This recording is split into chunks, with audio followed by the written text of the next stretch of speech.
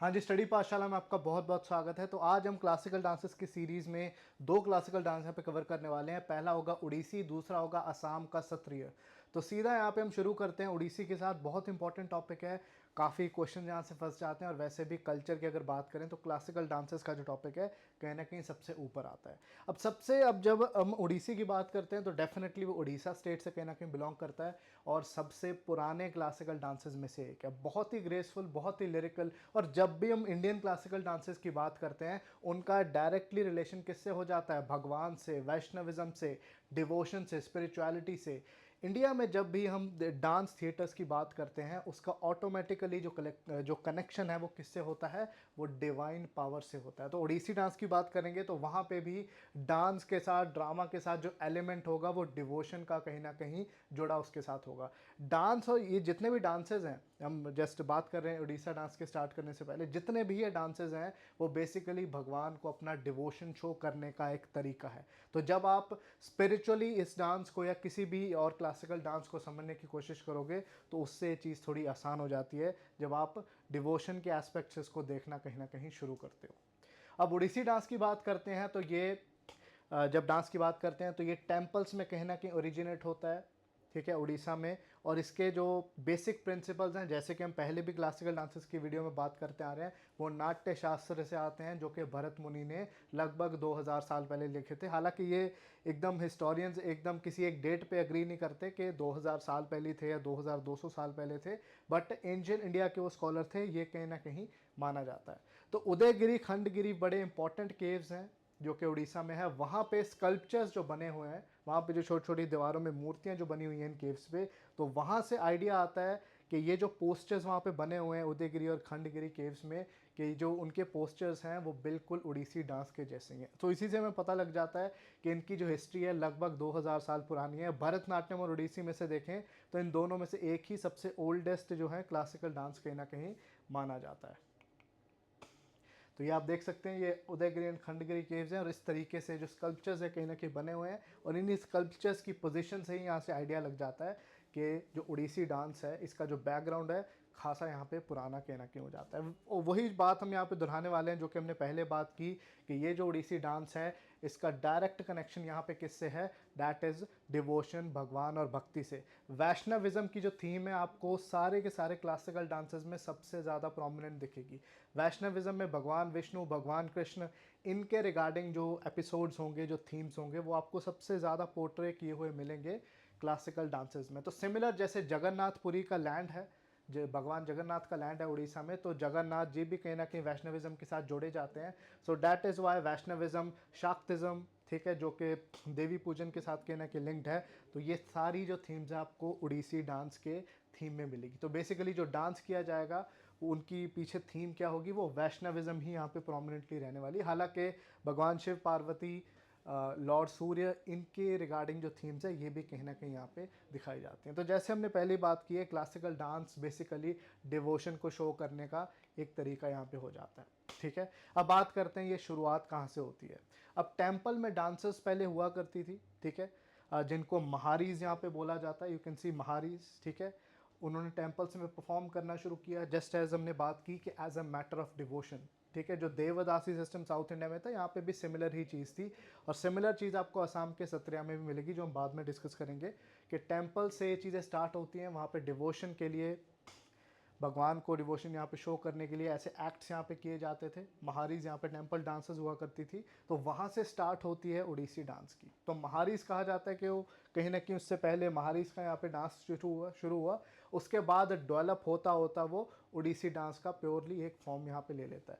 उसके बाद एक बड़ा इंटरेस्टिंग यहाँ पे चीज़ आ जाती है कि पहले महारीज ने तो उड़ीसी डांस को परफॉर्म किया ही किया, लेकिन उसके बाद कुछ लड़कों को लड़कियों के भेष में, जैसे आप देख सकते हैं, लड़कियों की पूरी ड्रेस वगैरह पहना के, कॉस्ट्यूम पहना के, थोड़ा बहुत मेकअप वगैरह भी करके उनसे भी परफॉर्मेंसेस करवाई जाती थी। उनको गोटी पुआज यहाँ पे बोला जाता था, ठीक है। ये बॉयज़ परफॉर्मेंस थे जो कि उड़ीसी डांस को यहाँ पे परफॉर्म करने का काम करते थे। सो दीज आर गोटी पुआ। ये जो इंपॉर्टेंट टर्म यहाँ पे आ जाता है, ये भी एग्जाम में पूछा जा सकता है।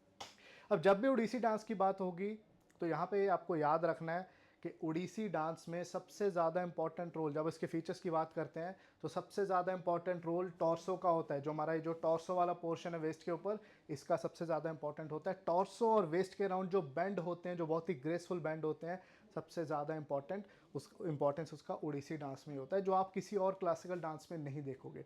उड़ीसी डांस बहुत ही ग्रेसफुल डांस है, बहुत फ्री फ्लोइंग मूवमेंट उसमें होती है, बिल्कुल स्टिफ मूवमेंट नहीं होती जैसे आपको भरतनाट्यम डांस में देखने को मिलती है, जो कि हम यहाँ पे डिस्कस करेंगे। अब 2013 की यूपीएससी में सवाल आया था एक पोस्चर जो कि उड़ीसी का बहुत ही प्रोमिनेंट पोस्चर माना जाता है, that is the Tribhanga posture. अब दो टाइप के प्रोमिनेंट पोस्चर उड़ीसी में होते हैं, एक है यहाँ पे चौक, दूसरा है त्रिभंग। लास्य और तांडव की बात हम कर चुके हैं कि लास्य क्या है, feminine aspect of classical dance. Lasya means जब आप फेमिनिन एस्पेक्ट को शो करते हैं। तांडव जो कि शिव जी करते थे, तो तांडव को यहाँ पे मेल कहीं ना कहीं कंसेप्ट से यहाँ पे जोड़ा जाता है। जब त्रिभंग आप देखते हो तो त्रि मीन्स थ्री, तो तीन जगह आपको यहाँ पे बैंड दिखते हैं। एक आपको नेक के आसपास बैंड दिखेगा, एक आपको हिप के आसपास दिखेगा, वेस्ट के आसपास, उसके बाद आपको नीज पे भी बैंड दिखेगा। तो इन तीन बैंड्स की वजह से इसको त्रिभंग बोला जाता है। और एज इट इज क्वेश्चन ये यूपीएससी प्री में आया था। ये टिपिकल पोस्चर है आपको जब हम उड़ीसी डांस की बात करते हैं, और ये feminine part of the dance है जिसको हम यहाँ पे लास्ट से बोल देते हैं। दूसरे अगर तांडव की बात करें तो यहाँ पे है चौक, ठीक है। ये दूसरे वाला सड़कों वाला चौक नहीं है, ये चौक है जो कि तांडव का पार्ट है। तांडव मीन्स जो मेल जो counter part of the dance है उसका पार्ट है, ठीक है। तो इसमें इस तरीके से पोजीशन ली जाती है नीज को बेंड करके। ये थोड़ा सा आपको एग्रेसिव स्टांस देखने को मिलेगा, ये आपको बहुत ही ग्रेसफुल और फेमिनाइन कहीं ना कहीं देखने को मिलेगा। हालांकि देखो इसमें मेल और फीमेल दोनों एस्पेक्ट्स मौजूद हैं, लेकिन आपको यहाँ पे ध्यान रखना है कि कथकली की तरह एग्रेसिव नहीं है ये। कथकली हमने पहले डिस्कस किया, ये उसकी तरह एग्रेसिव आपको नहीं दिखेगा। बहुत ही फ्री फ्लोइंग और ग्रेसफुल यहाँ पे मूवमेंट्स हैं, जहाँ पे हैंड जेस्चर्स और बाकी चीज़ों की जो इंपॉर्टेंस है वो भी बहुत ज़्यादा इंपॉर्टेंट है। हैंड जेस्चर्स हो गए, फीट मूवमेंट होगी, यहाँ पे फेशियल एक्सप्रेशन हो गए, आई एक्सप्रेशन होगी, इन सब चीज़ों का भी यहाँ पे काफ़ी इंपॉर्टेंस। अब बात करते हैं सीक्वेंस, किस तरीके से जो है उड़ीसी डांस यहाँ पे परफॉर्म किया जाता है। तो पहला सीक्वेंस, जो पहली चीज़ जो होती है जो कि डांस के दौरान यहाँ पे परफॉर्म की जाती है, दैट इज़ मंगल आचरण। अब जब भी ओडिसी डांस की बात करते हैं या फिर किसी भी क्लासिकल डांस की बात करते हैं, तो सबसे इंपॉर्टेंट चीज़ वहाँ पे क्या होती है, भगवान को यहाँ पे याद करना। तो यहाँ पे ब्लेसिंग ली जाती है मदर अर्थ की, मंगलाचरण पहली चीज़ कि हम डांस करने से पहले we are taking the blessing. Slowly वो डांसर एंटर करती है और वो ब्लेसिंग लेने का यहाँ पे काम करते हैं, जिसको मंगलाचरण बोला जाता है। ये भी आपको एग्जाम में पूछा जा सकता है थोड़ा डिटेल में अगर वो जाए तो। देन यहाँ पे प्रॉपर डांस स्टार्ट होगा, बाटू। बाटू से क्या है, यहाँ पे डांसिंग स्टार्ट हो जाती है। नृत्य मीन्स डांस, तो डांस यहाँ पे स्टार्ट हो जाएगा। और उड़ीसी डांस के जो टिपिकल यहाँ पे फीचर्स दिखते हैं, चौक त्रिभंग जो हमने अभी डिस्कस किए हैं, वो यहाँ से आपको दिखने शुरू हो जाएंगे। मंगल आचरण के बाद आता है बाटू, ये भी आपसे पूछा जा सकता है, तो सीक्वेंस वाइज आपको ये याद होने चाहिए। उसके बाद आता है पल्लवी। पल्लवी मीन्स यहाँ पे ऑर्नामेंटेशन। अब धीरे धीरे जैसे ही बाटू में डांस स्टार्ट होता है, अब यहाँ से टेम्पो पिकअप होना शुरू होता है उड़ीसी का। हालांकि उड़ीसी जो है बहुत ज़्यादा फास्ट डांस नहीं है, लेकिन उसके बावजूद स्लो से फास्ट थोड़ा टेम्पो होता है, रिदम के साथ चीज़ें चलती हैं, और यहाँ से प्रॉपर आपको परफॉर्मेंस यहाँ पे देखने को मिलती है पल्लवी में। अब पल्लवी के बाद आती है फिर थरिजम, ठीक है। इसमें भी यहाँ पे डांस होता है, जहाँ पे आपको फेशियल एक्सप्रेशंस, इमोशंस, आई जेस्चर्स और ये जो भी हमने डिस्कस किया वो सारी चीज़ें आपको देखने में मिलती है सीक्वेंस वाइज। तो ये सीक्वेंस आपको याद होना चाहिए, ठीक है। अब इसकी थीम क्या हो सकती है, वैष्णविज्म की, जैसे हमने बात की है कि वैष्णविज्म वाली थीम हो सकती है, ठीक है। महाभारत की, रामायण की, पुराण की, भगवान कृष्ण की, ऐसी कोई भी जो रिलीजियस थीम हो सकती है, क्योंकि रिलीजन से जुड़ा हुआ है। देन है मोक्ष। अब देखो जब भी धर्म की बात करते हैं, जब भी रिलीजन की बात करते हैं, भक्ति मूवमेंट की बात करते हैं, तो यहाँ पे मोक्ष ज़रूर आता है। डांस में भी जो एंड वाला पोर्शन है वो भगवान से मोक्ष प्राप्त करने की एक बहुत ही डिस्टिंक्ट सी यहाँ पे बात की गई है। डांस के थ्रू यहाँ पे दिखाया गया है कि कैसे सोल जो है वो परमात्मा के साथ मिलती है। बहुत ही डिफरेंट यहाँ पे स्टाइल्स और डिफरेंट पोस्चर्स और यहाँ पे इमोशंस को शो करके। तो मतलब कि ये जो सीक्वेंस एंड होता है मोक्ष, जो कि हमारी ओवरऑल भी अगर स्पिरिचुअलिटी की बात करें उसका एंड भी मोक्ष से ही होता है। तो इससे बहुत ब्यूटीफुली यहाँ पे पता लग जाता है कि किस तरीके से जो क्लासिकल डांसेस हैं एट द एंड वो भी मोक्ष प्राप्त करने की बात कर रहे हैं और भगवान से मिलन की बात कर रहे हैं। So how beautifully they depict कि एक सोल परमात्मा में कैसे यहाँ पे लीन हो जाती है। अब बात करते हैं अगर इसके कॉस्ट्यूम की, ड्रेस की, तो बहुत ही ग्रेसफुल यहाँ पे ड्रेस होती है। एक साड़ी यहाँ पे होती है, हैंडलूम सिल्क साड़ी होती है, जो कि उड़ीसा की प्रोमिनेंट यहाँ पे साड़ी है। और इस तरीके की ड्रेसिंग आप देख सकते हैं, इस तरीके का पीछे मुकुट सा आप देख सकते हैं, ठीक है। काफ़ी प्रोमिनेंटली यहाँ पे मेकअप वगैरह भी होता है और साड़ी को बहुत ही ग्रेसफुली यहाँ पे ड्रेस किया जाता है, ठीक है। काफ़ी कलरफुल भी रहता है, ऐसा नहीं है कि यहाँ पे कलर यूज़ नहीं होते। Blue, red, yellow, different different colours यहाँ पे यूज़ होते हैं। जैसे हमने मोहिनी अट्टम में बात किया था कि वहाँ पे प्राइमरली वाइट कलर यूज़ होता है, तो यहाँ पे कलरफुल आपको कॉस्ट्यूम यहाँ पे देखने को मिलेगा। अब बात करते हैं नेक्स्ट क्लासिकल डांस की, डैट इज़ सत्रिया। सत्रिया की बात करते हैं तो वो असम का बहुत ही प्रोमिनेंट एक डांस है जिसको 2000 में यहाँ पे रिकग्नाइज किया गया था एज अ क्लासिकल डांस, ठीक है। तो सत्रिया की बात करते हैं तो सबसे पहले थोड़ा इसका बैकग्राउंड देखते हैं। तो जब भी सत्रिया की बात होती है, ठीक है, अगेन इसका भी जो थीम है वो वैष्णविज्म ही है। भगवान कृष्ण सबसे बड़े इसके थीम होंगे। जो जब हम बात करते हैं असम की, असम के 14th-15th सेंचुरी एडी, मतलब आज से लगभग 400-500 साल पहले वहाँ पे वैष्णविज्म और भक्ति मूवमेंट की एक लहर आई थी, जिसमें सबसे जो बड़ा नाम यहाँ पे थे वो थे भगवान शंकर देव, ठीक है, लॉर्ड शंकर देव। ये बहुत बड़े यहाँ पे संत थे जिन्होंने यहाँ पे वैष्णविज्म को प्रमोट करने का काम किया और उन्होंने काफ़ी मठ बनाए सो दैट लोग वहाँ पे इकट्ठे हों और अपना भजन कीर्तन वगैरह करें।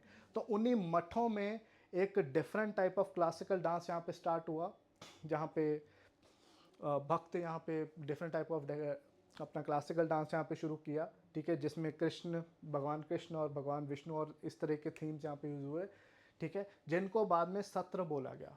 जो मठ शंकर देव जी ने इस्टेब्लिश किए थे वैष्णविज्म के, उनको सत्र बोला जाता था। और सत्रों में जो क्लासिकल डांस स्टार्ट हुआ उसको सत्रिया बाद में बोला गया, ठीक है। तो यहाँ पे शंकर देव जिन्होंने वैष्णवाइट मूवमेंट यहाँ पे स्टार्ट की असम में, बड़ा इंपॉर्टेंट इनका रोल है भक्ति मूवमेंट जब हम ईस्टर्न इंडिया की बात करते हैं। जस्ट लाइक चैतन्य महाप्रभु जिनका बंगाल में बड़ा इंपॉर्टेंट रोल था, ठीक है। तो इन्होंने प्रोमिनेंटली यहाँ पे स्टार्ट किया। अब जब भी सत्रिया डांस की बात होती है तो ऐसा नहीं है कि इससे पहले असम में कोई डांस वगैरह नहीं होते थे या फिर उनके रिचुअल्स, ड्रामाज और ये चीज़ें एग्जिस्ट नहीं करती थी। सत्रिया ने ऑलरेडी एग्जिस्टिंग जो ट्रेडिशंस हैं उनके ऊपर बिल्ट किया है। जैसे कि यहाँ पे दो नाम आते हैं जब भी सत्रिया की बैकग्राउंड की बात आती है, डेट इज़ ओजापल्ली एंड देवदासी।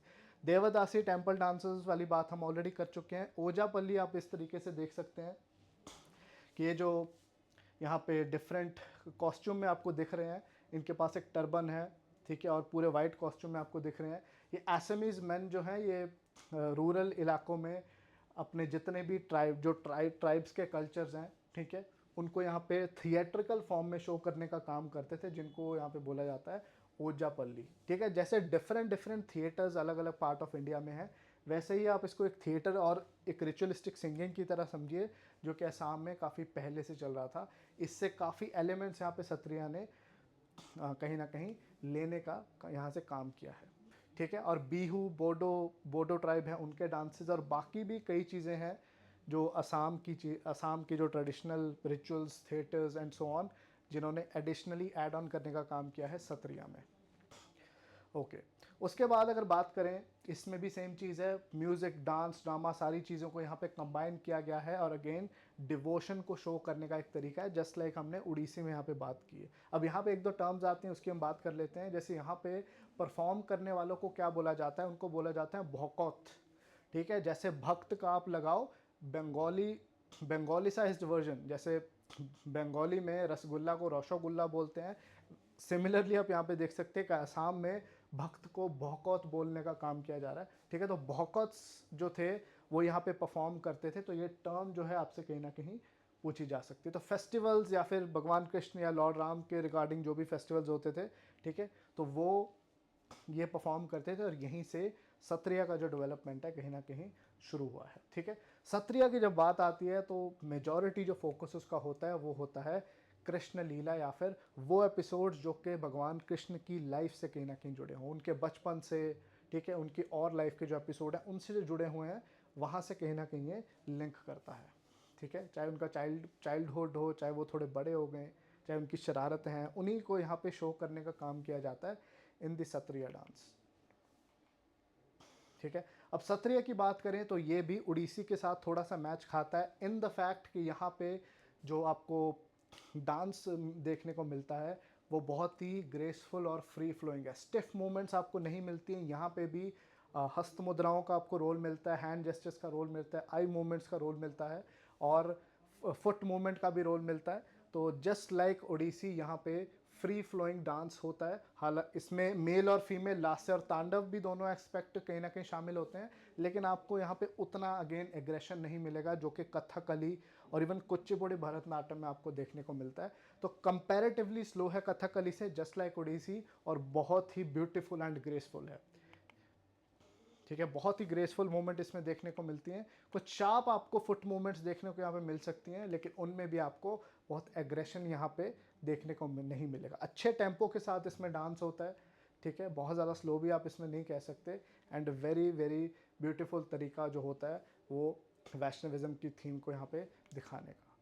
ठीक है, अब यहाँ पे अभिनय हो गया, चाहे आपके फेशियल फीचर्स हो गए, फेशियल जेस्चर्स हो गए, मुद्राएं होगी। हस्त मुद्रा जो हैंड जेस्चर्स की आप बात हमने की है, काफ़ी इंपॉर्टेंट रोल है। जब भी सत्रिया की बात होगी, हैंड जेस्चर्स और आपके फेशियल एक्सप्रेशंस, ठीक है, इनसे इमोशंस को कन्वे करने का जो काम है ये काफ़ी इंपॉर्टेंट यहाँ पे होगा। तो इनको आपने याद रखना है, क्योंकि जब भी कृष्ण लीला की बात होती है तो it is all about emotions. तो इमोशंस को यहाँ पे पोर्ट्रे करना इज़ वेरी इंपॉर्टेंट। अब देन कितनी इसकी सीक्वेंस है, जल्दी से इसके सीक्वेंस यहाँ पे देख लेते हैं। तो we have Guru Vandana, we have Ramdani, गीत अभिनय एंड कृष्ण लीला और अंकिया नाट। अंकिया नाट की बात करें तो ये अगेन एक थिएट्रिकल फॉर्म है असम का, जो कि बहुत प्रोमिनेंट है। इसके ऊपर भी यहाँ पे क्वेश्चन कहीं ना कहीं पूछा जा सकता है। ठीक है, देन यहाँ पे जो म्यूज़िक फॉलो होता है वो होता है असम का ट्रेडिशनल म्यूज़िक, जिसको बोर गीत यहाँ पे बोला जाता है। Again you have to remember Borgeet tradition, जो कि असम का यहाँ पे ट्रेडिशनल म्यूज़िक है। और इनको कंपोज किया था आचार्य यहाँ पे श्रीमंत शंकर देव ने। ठीक है, ये भी आपको याद होना चाहिए। इनके साथ जो म्यूज़िकल इंस्ट्रूमेंट्स जुड़े हुए हैं वो दो प्रोमिनेंट हैं, जो आप देख सकते हैं, खोल और ताल। मतलब ये ढोलक है और ये चिम्बल्स हैं, मतलब बजाने के लिए जो पंजाबी की अगर बात करें तो चिमटे जैसी आवाज़ जो निकालते हैं। सो दीज आर एक ढोलकी एंड चिम्बल्स जो बजाने के काम आते हैं। खोल एंड ताल इसको बोला जाता है। अगेन इंपॉर्टेंट टर्म्स जो कि एग्जाम में पूछी जा सकती हैं। और सत्रिया के ऊपर ऑलरेडी क्वेश्चन आ चुका है, और ये जो खोल ताल वाला जो यहाँ पे चीज़ें हैं ये पूछी जा चुकी हैं ऑलरेडी प्रीलिम्स में। कॉस्ट्यूम की बात करें तो जैसे कलरफुल कॉस्ट्यूम था ओडिसी में, यहाँ पे ज़्यादा प्रोमिनेंटली आपको वाइट कॉस्ट्यूम देखने को मिलेगा। ठीक है, जो आदमी है यहाँ पे वाइट धोती पहनने का काम करते हैं, एक चादर होती है और एक टर्बन सी भी होती है, जो आपको मैंने पीछे ही दिखाई थी। और सिमिलरली जो फीमेल्स हैं वो एक यहाँ पे डिफरेंट से टू पीस सिल्क साड़ी यहाँ पे पहनती हैं, जिसको मेखला चादर भी यहाँ पे बोला जाता है। तो डिफरेंट स्टाइल में उसको कहीं ना कहीं वियर किया जाता है, जबकि असम की यहाँ पे बात करते हैं। ठीक है, तो साड़ी ही पहनी जाती है जैसे उड़ीसी, लेकिन उसको वियर करने का तरीका थोड़ा सा डिफरेंट होता है। नीचे स्कर्ट की तरह उसको वियर करते हैं, सो थोड़ा सा वो डिफरेंट कहीं ना कहीं हो जाता है, लेकिन ज़्यादा वाइट कॉस्ट्यूम आपको यहाँ पे देखने को मिलता है। So this is all about Sattriya. यहाँ पे दो हमने प्रोमिनेंट डांसेस डिस्कस किए हैं जिसमें से क्वेश्चंस आ सकते हैं। सो आई होप आपको कंसेप्ट यहाँ पे क्लियर हुए होंगे, और आप हमारी और भी वीडियोस को देखिए, लाइक कीजिए, चैनल को शेयर कीजिए, सब्सक्राइब कीजिए। जय हिंद।